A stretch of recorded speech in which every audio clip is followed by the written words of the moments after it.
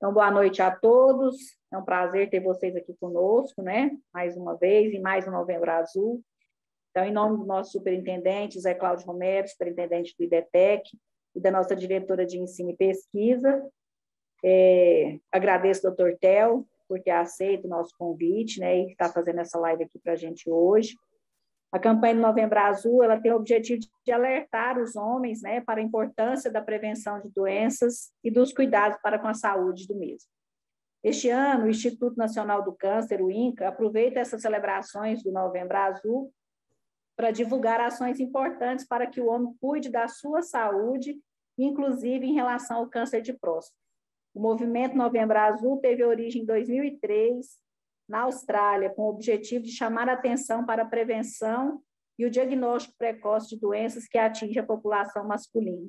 No Brasil, o Ministério da Saúde tem se colocado favorável à abordagem integral da saúde dos homens. No HGG, várias atividades vão ser realizadas durante todo o mês de novembro, além de um banner gigante na fachada externa e a iluminação azul no jardim também.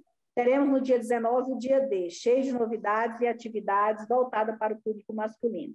Hoje temos o prazer de receber o Dr. Theo Rodrigues Costa, que é médico urologista, mestre em Ciências da Saúde pela UFG e chefe do Serviço de Urologia do HGG, para falar sobre o tema Saúde do Homem e o Câncer de Próstata. Muito obrigada, Dr. Theo, seja bem-vindo, é com você. Obrigado, Wagner. Bom, esse mês a Wagner já deu a introdução do nosso assunto aí, a gente vai falar um pouquinho do Novembro Azul, do que se trata essa campanha e do apoio, por que ela recebe tanto apoio dos governos estadual, do governo federal e do Instituto Lado a Lado pela Vida, né? Bom, então essa campanha, a Wagner já falou, ela é uma campanha para orientar não só sobre o câncer de próstata, mas sobre a saúde masculina. E ela é realizada em 21 países, né? Não, o Brasil, Estados Unidos, Alemanha, são vários países importantes que realizam essa campanha. Ela começou em 1999 na Austrália e tomou corpo em 2005 no Brasil. O governo, na época, o governo Lula, né, se eu não me engano, instituiu um programa de atenção e cuidado à saúde do homem. Então, desde 2005, a gente tem um programa voltado para a saúde do homem, mas foi em 2011 que essa campanha começou a ganhar força aí com o Instituto Lado a Lado pela Vida, instituiu no Brasil essa campanha mais forte do Novembro Azul, com bastante propaganda, de conscientização e de informações à população em geral. Então, o homem precisa de alguns cuidados básicos, que são recomendações gerais para todo mundo, principalmente após os 40 anos. Então, a gente deve verificar a pressão arterial, pelo menos a cada 6 meses, realizar um hemograma a cada ano, dosagem de glicemia anual, dosagem de colesterol anual, teste de EAS para ver, para checagem de hematura.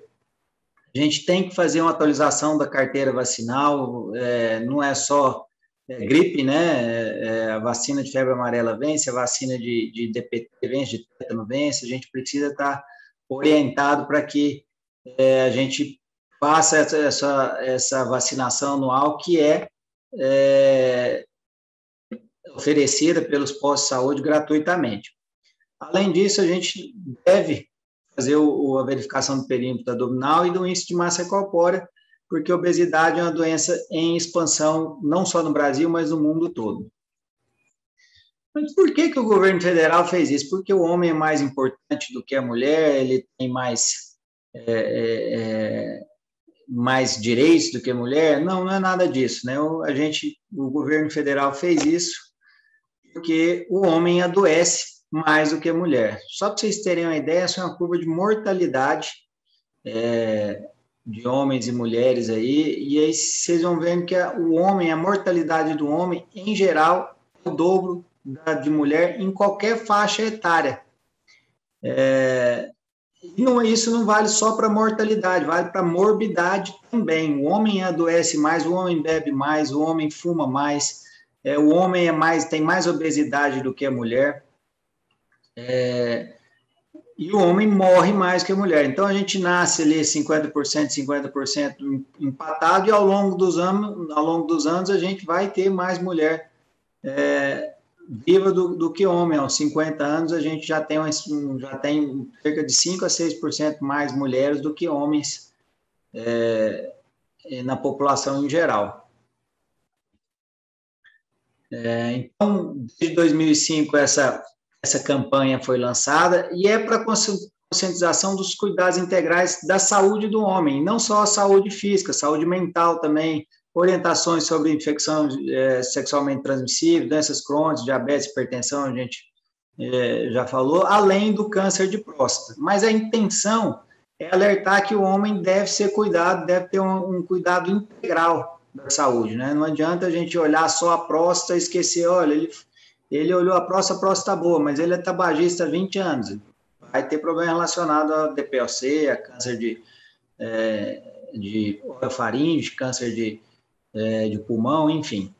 A gente precisa prevenir o homem de que a saúde é um bem-estar físico e mental, o que é difícil de se atingir hoje em dia, né? Mas tem, além das doenças que acometem mais homens, né, como esses vícios que eu acabei de falar, né, o próprio trauma externo, né, homens são mais assassinados do que as mulheres, a gente tem doenças que são exclusivamente masculinas, que é de ofício do urologista tratar. Então, a mulher não tem próstata, não tem escroto e não tem pênis. Então, todas as doenças da próstata, do escroto e do pênis, elas são tratadas pelo urologista. Por que a gente dá mais ênfase no câncer de próstata? Desculpa, só vocês estão me escutando? A internet está boa?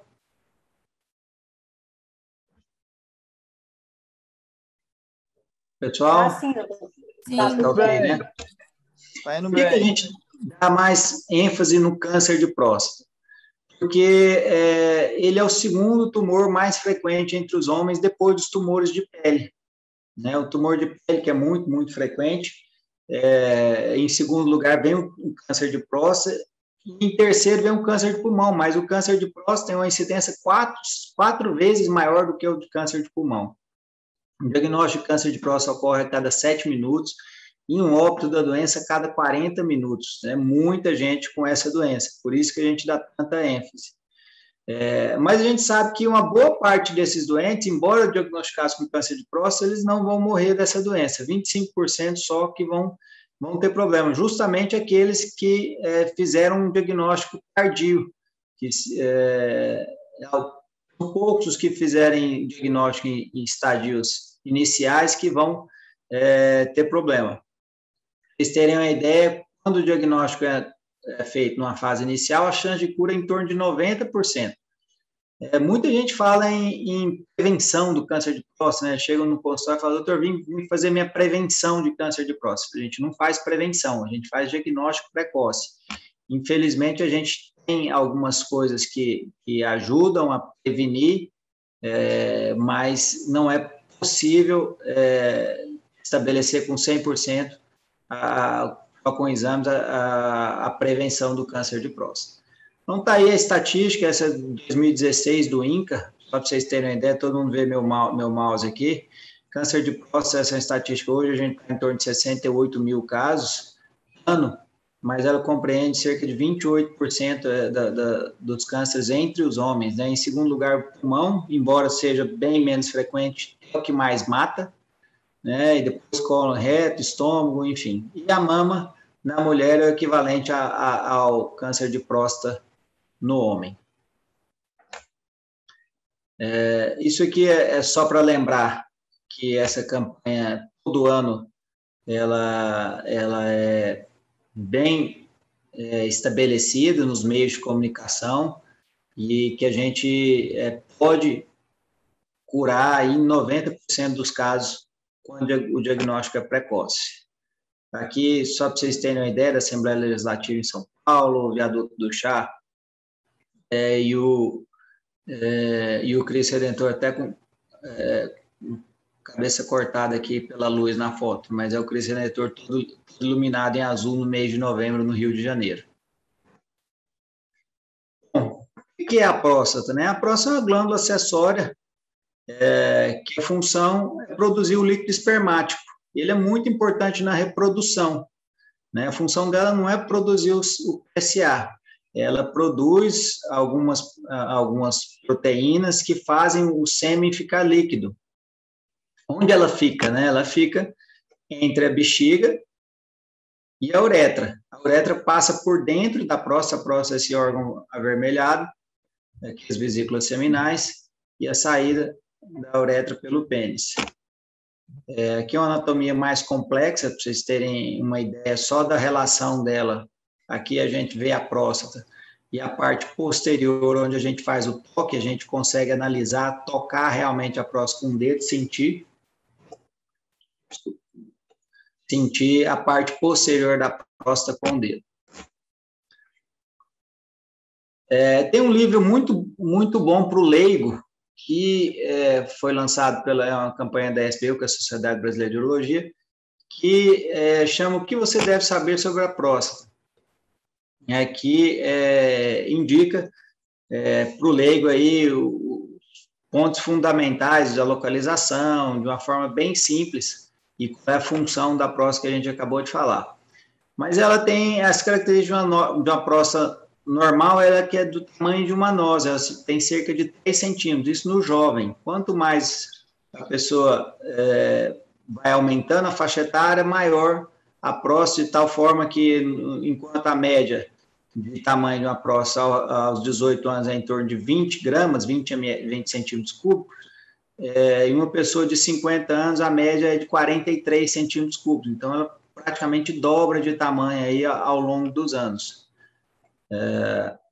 Ela não costuma doer, não costuma causar sintoma nenhum, desde que ela não tenha problema nenhum. Mas a próstata costuma apresentar problema, é um dos órgãos que mais causam problema durante a vida, mesmo estando praticamente normais. Então, você pode ter uma inflamação, um crescimento benigno e pode ter câncer. O câncer é o menos comum desses três. O crescimento benigno, ele acomete basicamente 50% dos homens aos 50 anos, então a maioria dos homens vão ter o crescimento da próstata de forma benigna, não é para se assustar, mas muita gente vai ter dificuldade urinária por conta de um crescimento benigno. Se alguém quiser interromper, perguntar, questionar, a gente vai discutindo aqui. A inflamação aguda da próstata, ela é mais comum em torno dos 40 aos 50 anos, e os sintomas são bem típicos de uma infecção urinária grave, né, com febre alta, calafrio, dor para urinar e uma dor em baixo ventre. É diferente de uma cistite, que não tem febre, a dor é leve, só causa disúria, né? A inflamação aguda da próstata é uma doença bem toxêmica, a pessoa fica com baixamento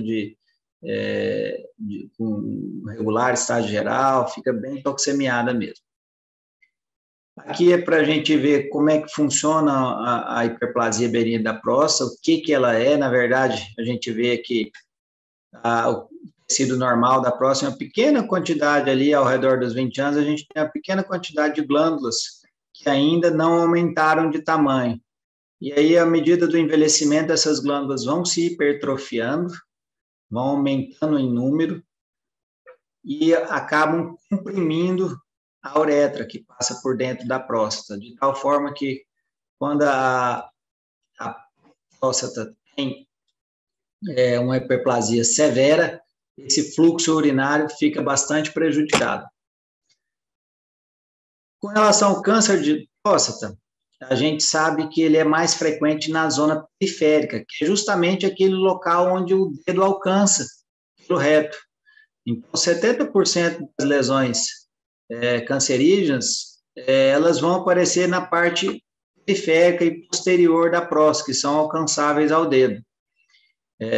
Muitas das vezes, a alteração inicial não é sentida ao toque, apenas no exame de sangue PSA, mas entre 15% e 20% dos casos, a gente consegue detectar uma alteração pelo toque e muitas vezes com PSA normal.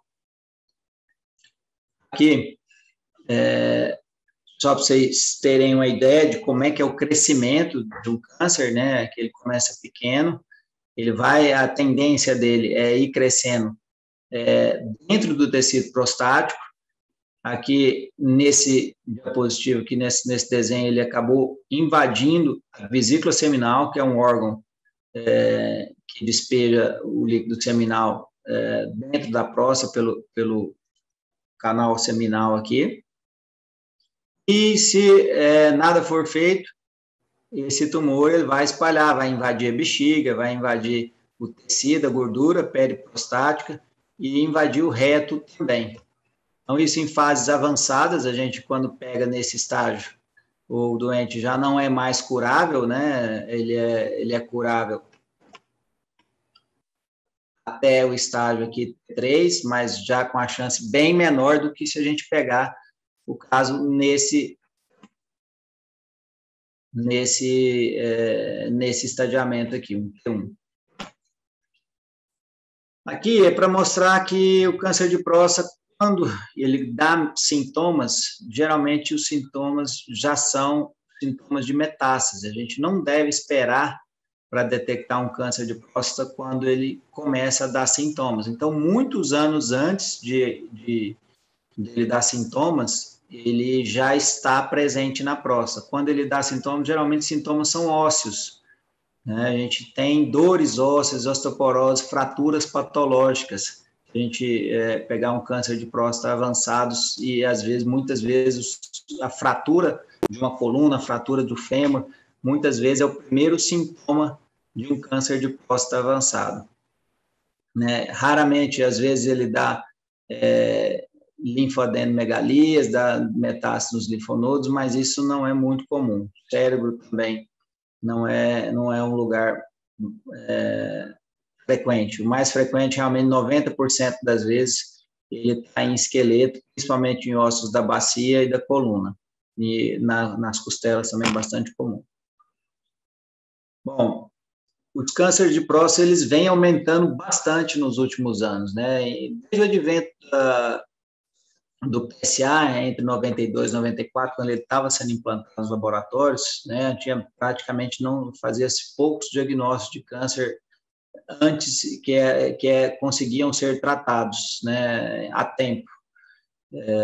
Mas desde o advento do PSA, essa realidade mudou e aumentou muito o número de casos, né? A gente vê que em 99 eram 14.500 casos, em 2018 68 mil casos por ano, mas em torno aí de 25% só dos pacientes acabavam falecendo de câncer de próstata. Para vocês terem uma ideia, em Goiânia, são 560 novos casos ano, né? Todo urologista aí, a gente tem cerca de 170, 180 urologistas em Goiânia e, com certeza, a maioria deles faz diagnóstico de câncer de próstata todo ano, alguns fazem muitos diagnósticos. Em Goiás, são 2.200 casos ano. Bom, se eu estou com sintomas de doença da próstata, a primeira coisa que eu tenho que pensar é que provavelmente não é um câncer de próstata. Provavelmente isso deve ser uma doença benigna, em geral a hiperplasia, e em segundo lugar a inflamação aguda ou crônica da próstata, né? Mas ela é muito frequente. Eu já falei aqui que 50% dos homens têm o aumento do tamanho da próstata, mas 25% deles têm sintomas, né? E esses sintomas muitas vezes mudam a rotina, mudam o bem-estar desses pacientes a ponto de interferir no trabalho, na vida social. E esse é um exemplo bastante grosseiro aí, mas algumas pessoas não conseguem ficar meia hora, 1 hora, sem conseguir ir ao banheiro para urinar. Então, elas começam a mudar as rotinas, ao invés de procurar tratamento, não conseguem viajar, passar meia hora dentro do carro, que tem que parar, ir no banheiro para conseguir urinar. Quando chega, urina mal, e acaba atrasando a viagem, interferindo até na vida familiar também. Por isso que é importante a gente examinar sempre a próstata. A gente diz que incentiva todo homem aí ao médico fazer o diagnóstico precoce, na prevenção, que na verdade não é a prevenção do câncer de próstata, mas na verdade a gente sabe que esse paciente, depois de 50 anos, a chance dele ter algum sintoma prostático é muito grande. Então, sempre que o paciente chega no consultório pedindo um check-up da próstata, a gente deve perguntar para ele se ele está urinando bem, qual é a frequência, se ele acorda à noite para urinar, se ele consegue esvaziar totalmente a bexiga, e realizar o toque retal. O toque retal é um exame simples, barato, que não tem nenhuma conotação sexual, e hoje em dia, mesmo culturalmente, isso a gente tem visto cada vez menos no consultório, pacientes que recusam o toque, né?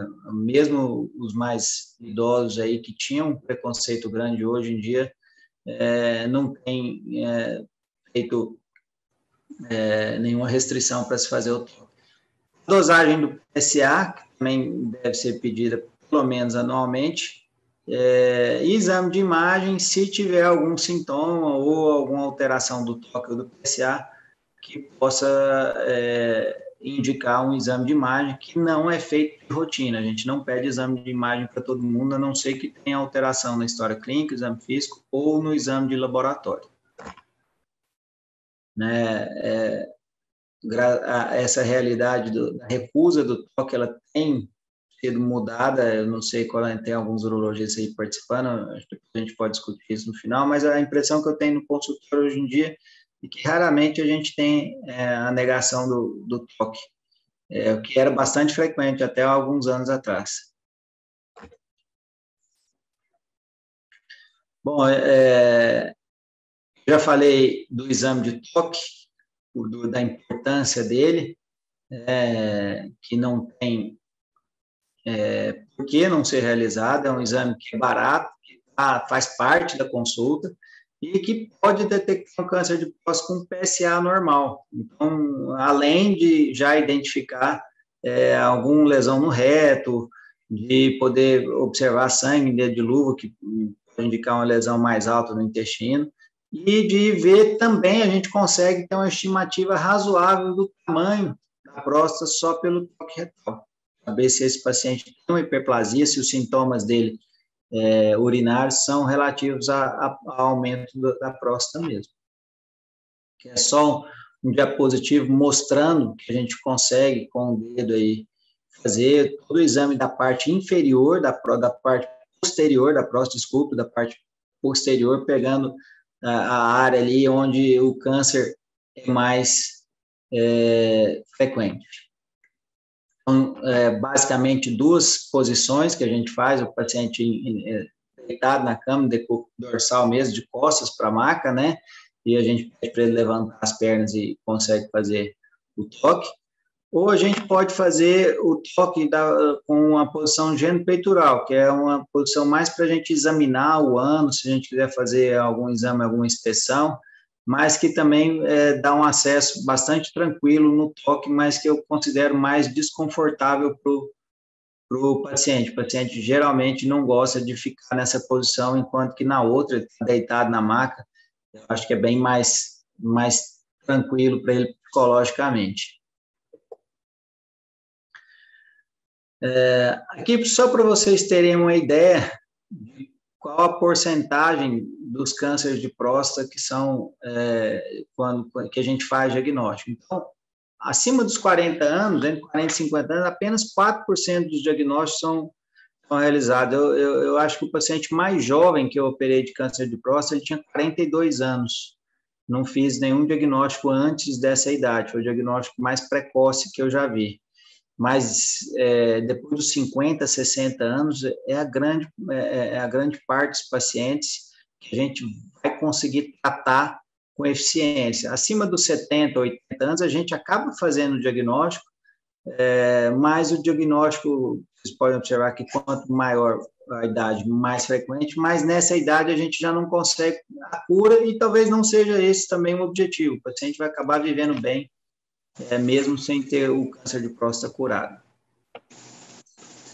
A gente tem alguns fatores de risco que são mutáveis e outros que não são mutáveis, né? A dieta rica em gordura, rica em carboidratos, associada à obesidade, ela é um fator de risco importante em países onde a gente tem uma dieta rica em peixes, em verduras, e onde a população é mais magra, a incidência de câncer de próstata é mais baixa, no Japão, países orientais. E quando o japonês muda para um país ocidental, onde ele muda a dieta, ele passa a ter o mesmo risco de câncer de próstata de um ocidental. Então, lógico que tem fator genético, que é familiar, mas o fator ambiental também é muito forte.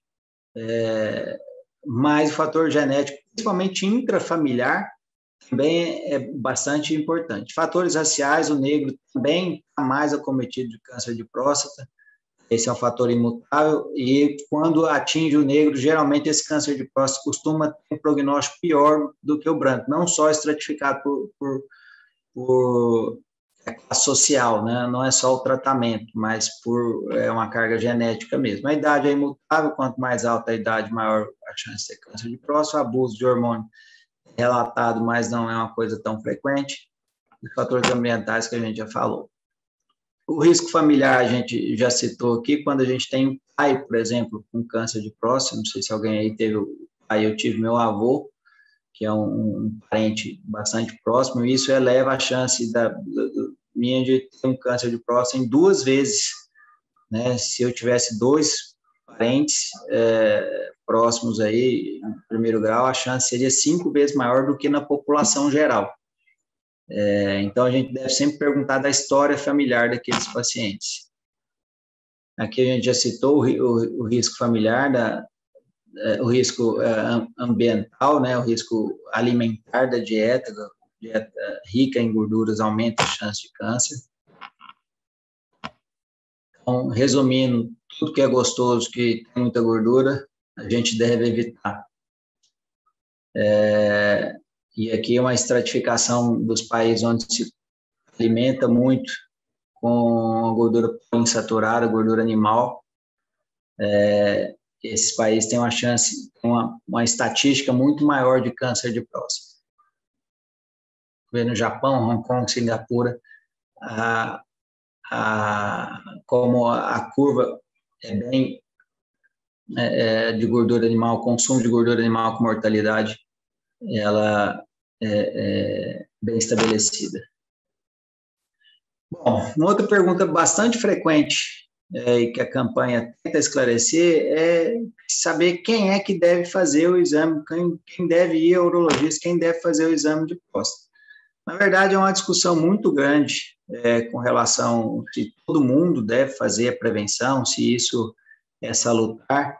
E a recomendação hoje da sociedade brasileira é que a gente discuta com cada paciente se ele quer ou não fazer o exame de próstata se ele estiver assintomático. Então, mais o paciente que tiver sintomático, né, o paciente que tem sintomas urinários, que são pelo menos 25% das pessoas aos 50 anos, eles devem fazer o exame.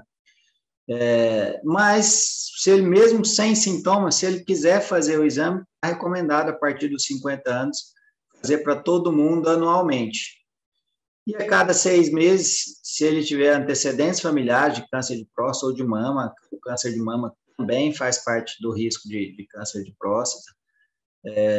Se a mãe ou o irmão teve câncer de mama, isso aumenta também a chance de câncer de próstata no irmão. Homens de raça negra devem começar um pouco mais cedo, ao redor dos 45 anos, o exame, e os homens obesos também, porque eles têm maior chance de câncer. Aquela conversa nossa de se é possível prevenir, é possível parcialmente. A gente pode mudar a dieta, pode mudar a obesidade e pode não usar hormônios ao longo da vida aí, desde que desde que a gente não esteja abusando. Já o exame urológico de rotina, ele não vai prevenir, mas ele vai fornecer um diagnóstico mais precoce. Então, a gente deve fazer o toque de PSA,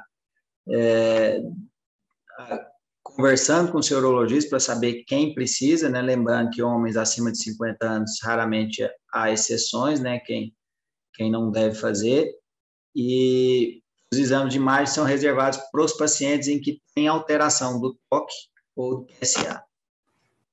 Bom, essa era uma apresentação rápida mesmo, para a gente lembrar do câncer de próstata no Novembro Azul e da saúde integral do homem aí. A gente não falou muito das doenças sexualmente transmissíveis, do cigarro, do tabagismo, do uso de drogas, de álcool também, que acomete mais homens, mas, e da saúde mental. O homem também, ele adoece bastante de ansiedade, ele geralmente é o provedor da família, é cobrado muito por isso, e acaba tendo alguns problemas em relação a essa necessidade de prover toda a família em relação à ansiedade que isso causa. Eu queria deixar aberto aí para discussão, para pergunta, agradecer o convite da HGG em nome da Wagner aí. Obrigado, Wagner, pelo convite, e abrir aí para a gente discutir aí 5 minutos aí sobre o Novembro Azul, sobre o câncer de próstata, do assunto que vocês quiserem abordar aí.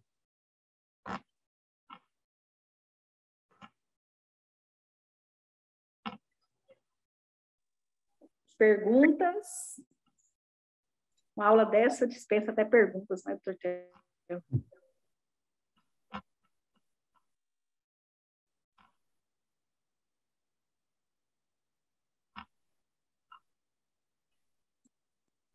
Bom, acho que o objetivo de lembrar aí todo mundo do Novembro Azul, de alertar, estou vendo que tem várias mulheres assistindo, de lembrarem seus maridos, né, que eles devem se cuidar, de tratar da saúde integral, não é só o câncer de próstata que deve ser lembrado esse mês, mas de ele realmente fazer a prevenção de doença aterosclerótica, de ir no cardiologista, não só no urologista, né, mas de tratar da saúde de forma geral. Acho que fica a lembrança aí das mulheres que têm mais responsabilidade com a própria saúde, até com a saúde do parceiro, para lembrar eles que essa prevenção pode melhorar muito a qualidade de vida da família toda. Além do câncer de próstata, né, o Novembro Azul traz também a proposta do diabetes, né, do Dia Mundial do Controle do Diabetes. E a gente sabe o quanto o homem tem aumentado o índice, né, de número de homens que têm contraído diabetes por aumento de peso, os que são muito vaidosos estão preocupados no esporte, ainda tem um futebol, alguma coisa, mas a grande maioria vai aumentando a gordura de cintura, né, da circunferência abdominal, colesterol, câncer de intestino tem aumentado muito entre os homens, né? E são doenças silenciosas, né, doutor Theo? A gente sabe que, muitas vezes, quando ele é descoberto, a doença já está muito avançada, né? O câncer de próstata, assim como o câncer de mama, se diagnosticado no início, o tratamento, a resposta é bem mais satisfatória, né?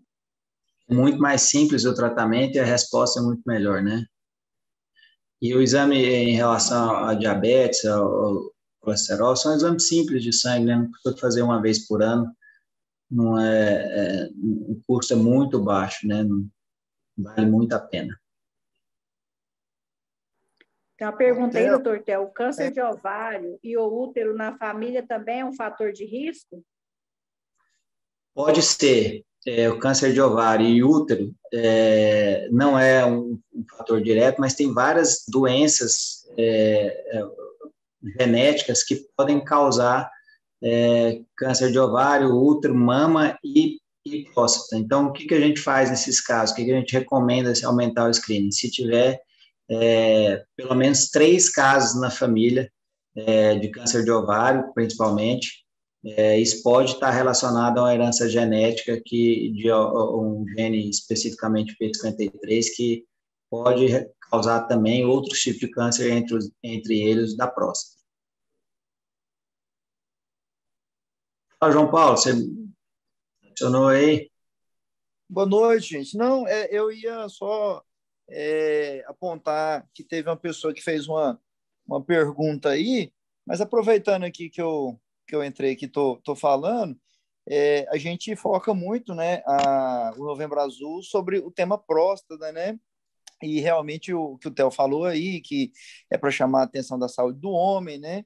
E assim, nós como urologista, esse novembro a gente é muito chamado para fazer reuniões, palestras, e eu tenho também abordado também todas as faixas etárias, né? Eu tenho mostrado, né, a importância do urologista na vida da criança, falando da fimose, como que é feita a fimose, quais são os casos que realmente tem que tratar. Aí a gente passa para a adolescência, né? Que vem aqueles casos já de varicocele, vem tumor testicular, né? Vem o desenvolvimento da genitália. Aí na idade já adulta vem já as consequências da infertilidade, né? Já vem iniciando também essa abordagem sobre a prevenção de próstata, né? Para tentar ser diagnosticado precocemente.